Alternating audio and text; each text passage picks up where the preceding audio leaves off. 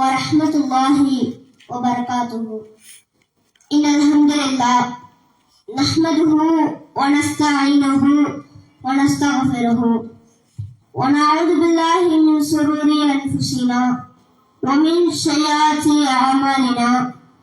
من يهدي الله فلا مضل له ومن يضلل فلا هادي له. أشهد أن لا إله إلا الله وحده لا شريك له وأشهد أن محمدا عبده ورسوله. أما بعد. قال ربي اشرح لي صدري ويسر لي أمري واحلل عقدة من لساني يفقهوا قولي. ربي زدني علما.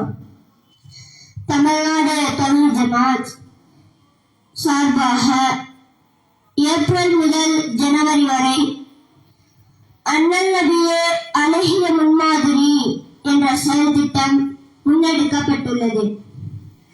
அதில் ஏப்ரல் மாதம் முழுவதும் அண்ணலாரின் ஆட்சி முறை என்ற தலைப்பில் பிரச்சாரம் நடைபெற உள்ளது. இன்ஷா அல்லாஹ்.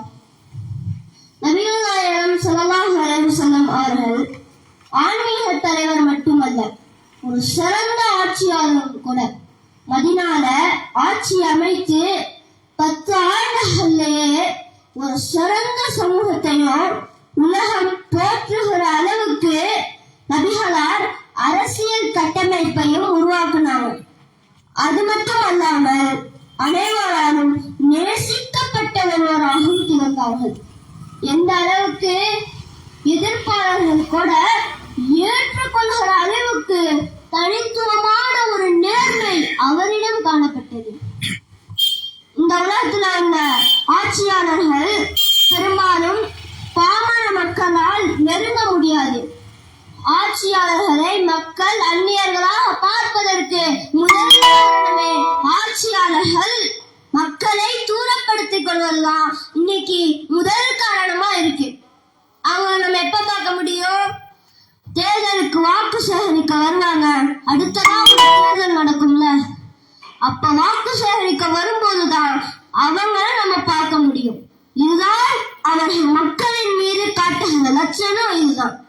மாறாக மக்களுடன் மக்களாக கலந்து இருந்து மக்களின் அன்றாட வாழ்க்கையை கண்கூடாக கண்டு சமூக பொருளாதார அசைவுகளை அறிந்து கொண்ட ஒருவரால் மட்டும்தான் சிறந்த ஆட்சியை அவருக்கு வழங்க முடியும். இப்படிப்பட்ட ஒரு சிறந்த ஆட்சியாளர் தான் முஹம்மது நபி ஸல்லல்லாஹு அலைஹி வஸல்லம் அவர்கள் திகழ்ந்தார்கள். தனக்கென ஒதுக்கப்பட்ட ஒரு பங்களாவிலேயோ பல்லாயிரக்கணக்கான காவலர்கள், எளியவர்கள் எத்தி பிடிக்காத அளவுக்கு நபிகளார் இருந்ததே கிடையாது.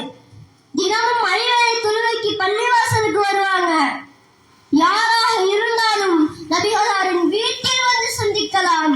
தெருக்கல்ல சாதாரணமாக நடந்து செல்வார்கள். மதீனாவில் இருக்கக்கூடிய சிறுவர்கள் நபி அவர்களை பார்க்க முடியும், பேச முடியும். அவங்க அறிவிக்கிறாங்க, முஹம்மது நபி ஸல்லல்லாஹு அலைஹி வஸல்லம் அவர்கள் எங்களுடன் கலந்து இருப்பாங்க. எந்த அளவுக்கு என்று சொன்னால், சிறுவனாக இருந்த என் தந்தையிடம் அபூபக்கரே பாடும் உனது சித்தத்துக்கு என்ன ஆயிற்று என்று கேட்டார்களாம். பொதுவாகவே ஆட்சியாளர்கள் கேமராக்கு முன்னாடி நின்று வேலை செய்யற மாதிரி காமிச்சுப்பாங்க. மக்கள் என்ன நினைப்பாங்க? ஆஹா, இவர்கிட்ட உண்மையான கலப்பணி இருக்கு அப்படின்னு நினைப்பாங்க. ஆனா கேமராலாம் எடுத்து முடிச்சோன்னு அவர்கிட்ட உண்மையான கலப்பணி இருக்காது. ஆனால் நபி ஸல்லல்லாஹு அலைஹி வஸல்லம் அவர்கள் உண்மையான கலப்பணியில் இருப்பார்கள். பராபின் ஆசிப் ரலியல்லாஹு அவங்க அறிவிக்கிறாங்க, அஹல் போரின் போது நபி அவர்கள் மண்ணை சுமந்து கொண்டு சென்றதை நான் பார்த்தேன்.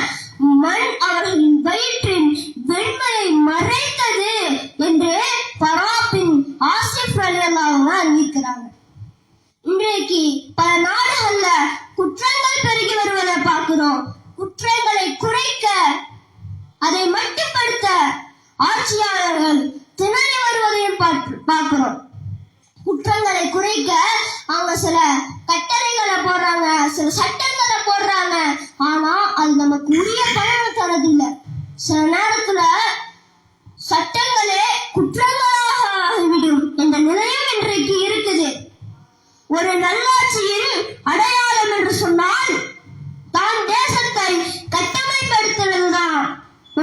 ஆட்சியின் அடையாளம். சொத்துக்களை வைத்தால் பிரச்சனை வந்துவிடும் என்ற காரணத்தால் பினாமி என்கிற பெயரால் சொத்துக்களை மறைத்து வைக்கிற நிலைகளை பார்க்கிறோம்.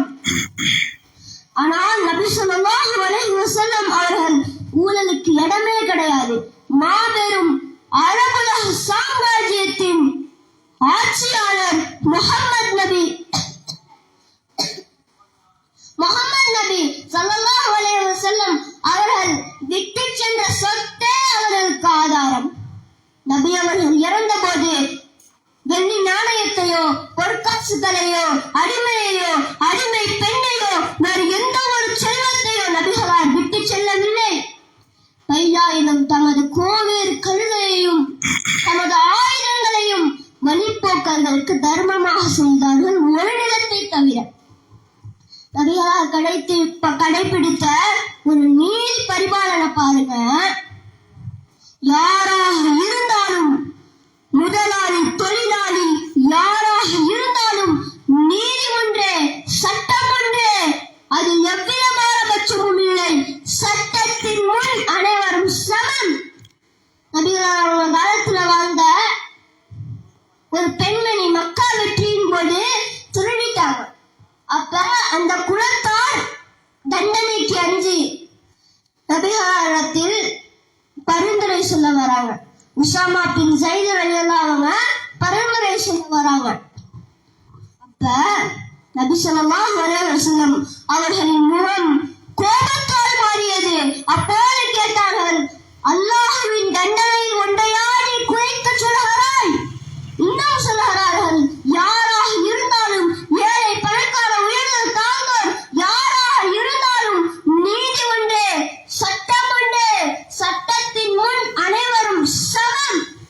முஹம்மதின் உயிர் யார் கையில் உள்ளதோ அந்த இறைவனின் மீது சத்தியமாக என் மகள் ஃபாத்திமா ரலியல்லாஹு அன்ஹா தப்பு செஞ்சிருந்தாலோ திருடிவிட்டாலும் நான் அவர்களுடைய கையை வெட்டுவேன் என்று சொன்னார்கள் முஹம்மது நபி ஸல்லல்லாஹு அலைஹி வஸல்லம் அவர்கள். எனவே நபிகள் நாயகம் ஸல்லல்லாஹு அலைஹி வஸல்லம் அவர்களின் ஆட்சி முறை எவ்வளவு சிறப்பிற்குரியது என்ற சில எடுத்துக்காட்டுகளுடன் நாம் பார்த்தோம். நாம் நம்முடைய வாழ்க்கையில் ஆட்சி செய்யும் போது அன்னாரின் ஆட்சி முறையை கவனத்தில் கொள்ள வேண்டும் என்று கூறி என்னுடைய அந்த உரையை முடித்துக் கொள்கிறேன். வாஹிரு தவானா அல்ஹம்துலில்லாஹி ரப்பில் ஆலமீன். அஸ்ஸலாமு அலைக்கும் வரஹ்மத்துல்லாஹி வபரகாத்துஹு.